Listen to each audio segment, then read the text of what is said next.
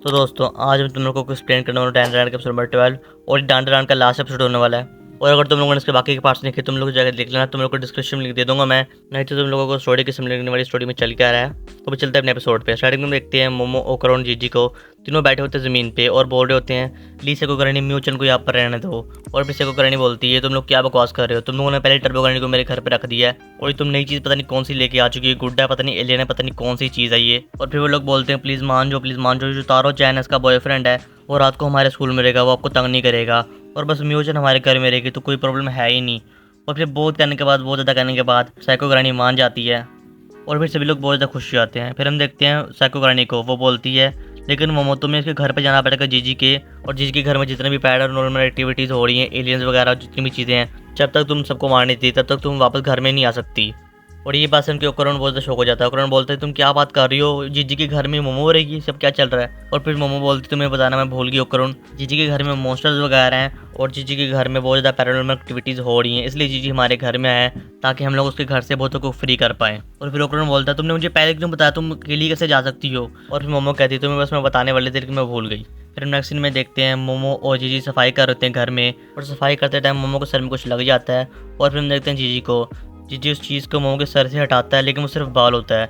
और ये देख के मोमो पता नहीं क्यों खुश हो जाती है बहुत। और फिर हम देखते हैं ओकरन बहुत जेलस हो रहा है ये देख के, उसको कुछ समझ ही नहीं आ रहा, वो कहता है ये क्या चीज़ चल रही है मेरे सामने। फिर हम देखते हैं अचानक से ओकरन मोमो और जीजी के बीच में आ जाता है और बोलता है मोमो मैं भी तुम्हारी मदद करूंगा, पूरे घर की सफाई कर दूंगा तुम्हारे साथ मिलके मैं। और हम देखते हैं ओकरन जीजी की तरह एक्टिंग करने लग जाता है और जीजी की तरह थोड़े से फनी फेस बनाना शुरू हो जाता है। वो अपने माइंड में सोच रहा होता है अगर मैं ऐसी हरकतें करूंगा तो फिर मोमो को मैं पसंद आ जाऊंगा, ऐसे करूंगा मैं तो बहुत ज़्यादा कूल दिखूंगा। लेकिन हम देखते हैं जीजी भी वैसे ही फनी फेसेस बनाना शुरू हो जाता है, बहुत ज़्यादा फनी हरकतें करता है जीजी। और ये देख के मोमो को बहुत ज़्यादा गुस्सा आता है, मोमो बोलती तुम दोनों क्या कर रहे हो। और उसके बाद हम देखते हैं नेक्स्ट सीन स्कूल में कुछ स्टूडेंट होते हैं, पता नहीं रात में क्या कर रहे होते हैं। उनमें से एक लड़की बोलती है मुझे बहुत ज़्यादा डर लग रहा है यहाँ पर कोई भूत वगैरह ना हो। फिर हम देखते हैं वो से कुछ रोशनी आ रही होती है और उस रोशनी में आ रहा होता है तारो चैन, और तारो चैन को देख के बहुत ज़्यादा डर जाते हैं वो लोग। और भाई साहब तारो फटाफट खिड़की तोड़ के बाहर निकल जाता है और बोलता है म्यू चैन तुम बस मेरा इंतजार करना, तुम्हारे लिए मैं आ जाऊंगा। वो बहुत ज़्यादा स्पीड से भागता है लेकिन भागते भागते उसके समय एक ट्रक आ जाता है और ट्रक के साथ उसकी टक्कर हो जाती है। और फिर हम देखते हैं उसके टुकड़े टुकड़े हो जाते हैं, ज़मीन पे बिखर जाते हैं, तुम लोग को स्क्रीन में दिख रहे होंगे। फिर हम देखते हैं नेक्स्ट सीन में म्यू चैन और मोमो को, वो दोनों सुबह सुबह 4 बजे उठ के तारो चैन का इंतज़ार कर रहे हैं। और मोमो बहुत ज़्यादा नींद में होती है, वो बोलती है फिक्र मत करो तारो चैन तुम्हारे लिए आ जाएगा, म्यू चैन बस थोड़ा सा इंतज़ार करो, वो बस आता ही होगा। और वो लोग बहुत ज़्यादा इंतजार करते हैं वहाँ पर लेकिन तारो चैन नहीं आता। फिर हम देखते हैं सुबह होने लग जाती है और सूरज भी आ जाता है। और फिर हम देखते हैं म्यू चैन के पीछे आ जाता है तारो, वो बोलता है मुझे माफ़ कर देना म्यू चैन, बहुत ज़्यादा इंतजार किया तुमने। और फिर वो बोलती है आखिरकार तुम आ गए, तुम्हारा मैंने बहुत ज़्यादा इंतजार किया। और फिर हम देखते हैं मोमो को, वो सो रही होती है, उसकी आँख खुलती है और ये दोनों भाई साहब पता नहीं क्या कर रहे होते, तुमको स्क्रीन में दिख रहा होगा। और फिर तारो बोलता है तुम्हारा बहुत शुक्रिया मोमो, तुम्हारी वजह से म्यूचन यहाँ पर रह रही है, तुम सभी का बहुत शुक्रिया, तुम लोगों ने हमारी बहुत ज़्यादा मदद की। और इसके बाद ये वाला सीन ये भी कट हो जाता है। फिर हम देखते हैं नेक्स्ट सीन में मोमो ओकरो और जीजी ट्रेन में बैठे होते हैं और ये सभी लोग जा रहे हैं जीजी के घर पे जहाँ पर मॉन्स्टर्स वगैरह हैं, उनको सबको मारने जा रहे हैं ये लोग। और हम देखते हैं जीजी और मोमो बहुत ज़्यादा मस्ती कर रहे होते हैं, जीजी खाना लेके आया होता है कुछ स्नैक्स वगैरह और वो बोलता है मोमो तुम्हारे लिए मैं तुम्हारी फेवरेट स्नैक्स ले गया, तुम जल्दी खाओ। और हम देखते हैं ये देख के ओकरन बहुत ज़्यादा सैड हो जाता है। ओकरन बोलता है कि मुझे क्या देखना पड़ रहा है, मैं कितना बकवास हूँ, मैं इतना कूल भी नहीं जीजी के जैसा, इसलिए मुझे कोई प्यार नहीं करता।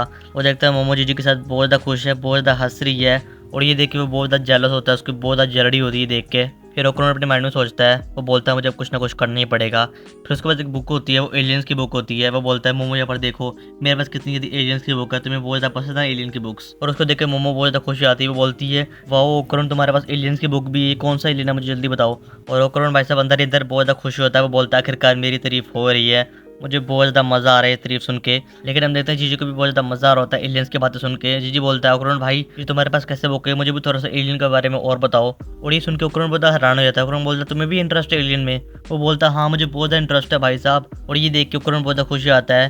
फिर उन दोनों के बीच बातचीत होने लग जाती है और ओकरन बोलता है ये इतना भी बुरा इंसान जितना मैंने समझा था उसको। और फिर ये दोनों बहुत ज़्यादा बातें करते हैं और ये वाले सीन पे कट हो जाता है। फिर हम देखते हैं नेक्स्ट सीन में ये दोनों आ जाते हैं जीजी के शहर में जहाँ पर जीजी रहता है और उस शहर को देख के मोमो और ओकरन बहुत हैरान हो जाते हैं, मैं बोलते कितनी जल्दी प्यारी सिटी है भाई यहाँ पर। और हम देखते हैं जीजी को, जीजी भाई साहब फटाफट भाग के जाता है अपने घर की तरफ और वो बोलता है जल्दी मेरे पीछे तुम लोग लेट हो जाओगे। फिर वो दोनों उसके पीछे चले जाते हैं। लेकिन जब ये चल रहे थे कोई तो उन पर नजर रख रहा था, पता नहीं कौन था भाई साहब, इंसान था पता नहीं क्या अजीब से क्रीचर था वो।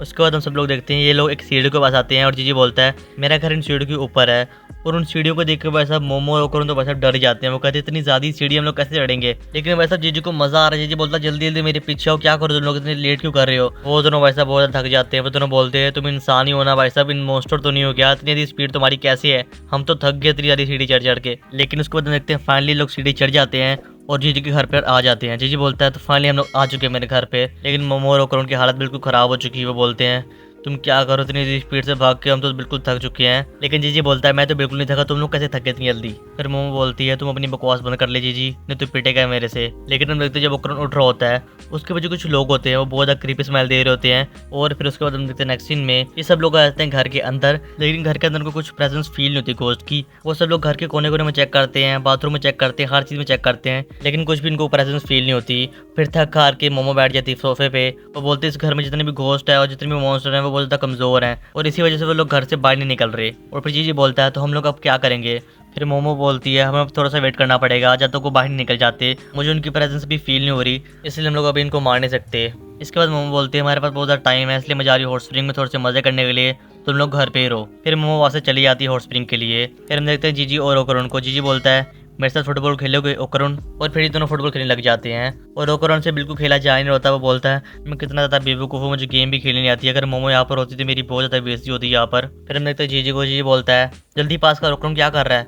फिर ओकरुन पास करता है लेकिन बॉल सही जाती ही नहीं है। फिर जीजी बोलता है कोई बात नहीं, तुम अभी भी खेल तुम बाद में सीख जाओगे ओकरुन। ओकरुन बोलता है मुझे कूल बनना पड़ेगा ताकि मैं मोमो के सामने बहुत ज़्यादा अच्छा दिख पाऊँ। और फिर वो मोमो के ख्यालों में डूब जाता है। लेकिन उसको आवाज़ आती है जीजी की। जीजी बोलता है मुझे पता तुम मोमो को पसंद करते हो। और ये बात सुन के ओकरुन बहुत शौक हो जाता है। वो बोलता है तुम क्या बोल रहे हो, ऐसी बात नहीं बिल्कुल भी, मैं बस मोमो की बहुत ज़्यादा रिस्पेक्ट करता हूँ, मुझे बहुत अच्छी लगती है एक फ्रेंड के तौर पर बस। और फिर जीजी बोलता है अगर ऐसी बात हो तो मोमो को मैं बचपन से बेस्ट फ्रेंड हूँ और मैं भी मोमो की बहुत ज़्यादा रिस्पेक्ट करता हूँ और मुझे मोमो बहुत ज़्यादा पसंद है। और ये बात सुन के ओकरुन भाई साहब हक्का बक्का हो चुका है। वो बोलता है अगर ऐसी बात है तो मुझे भी मोमो बहुत ज़्यादा पसंद है। इनकी यहाँ पर लड़ाई हो रही थी कि कौन मोमो को ज़्यादा पसंद करता है। लेकिन उसको तुम देखते हैं नेक्स्ट दिन मोमो हॉट स्प्रिंग में बैठी होती है। वो बोलती है मैं बहुत ज़्यादा खुश हूँ कि ओकरुन का कोई और दोस्त भी बन चुका है। लेकिन वहाँ पर कुछ और ही सीन चल रहा है भाई साहब। वहाँ पर ये दोनों लड़ाई की जा रहे हैं।